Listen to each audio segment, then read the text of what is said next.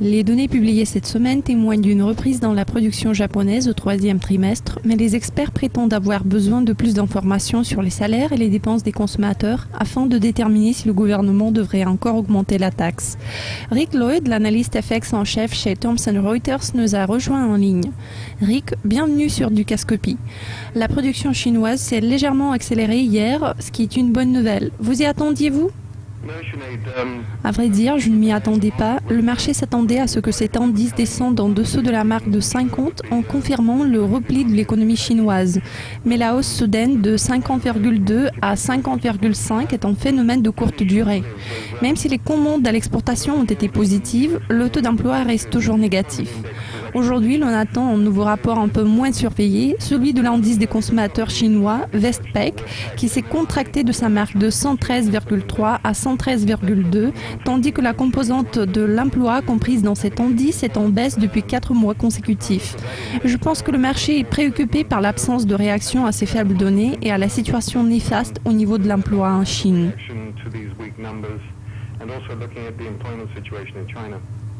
La production japonaise a légèrement reculé en septembre, mais le volume de production a progressé au rythme le plus rapide en 6 mois.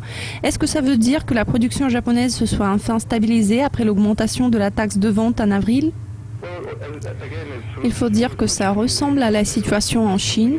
Il y a eu un message décevant dans les chiffres, cependant une bonne performance au niveau du volume.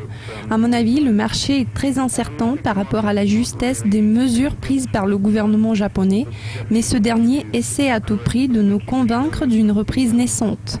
Le marché craint que les mesures fiscales mises en œuvre ne soient pas suffisantes. La Banque du Japon et Kuroda ont fait beaucoup d'efforts sur le plan de la politique monétaire, mais il est grand temps que Abe adopte de nouvelles lois. Le marché est convaincu que la Banque du Japon aurait dû faire plus pour stimuler la reprise économique dans le pays.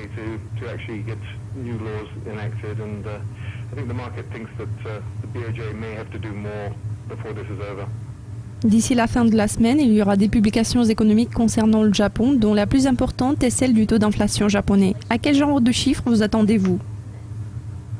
Nous nous attendons à une légère baisse par rapport au mois précédent, de 3,3% à 3,2% d'année en année, et à une baisse de 2,7% à 2,6% de trimestre en trimestre en termes de l'IPC.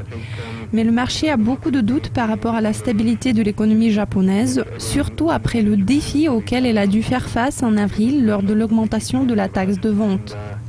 Maintenant, on ne cesse de parler d'une nouvelle augmentation de la taxe en question, qui à la limite devrait être relevée d'ici la fin de l'année.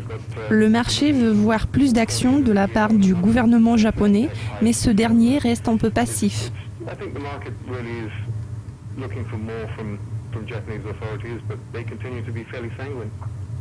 Rick, merci pour vos commentaires. Nous n'avons qu'à attendre vendredi pour apprendre les données d'inflation japonaise. C'est tout pour l'instant, mais n'oubliez pas de suivre nos nouvelles mises à jour sur Dukascopy TV. Restez à l'écoute.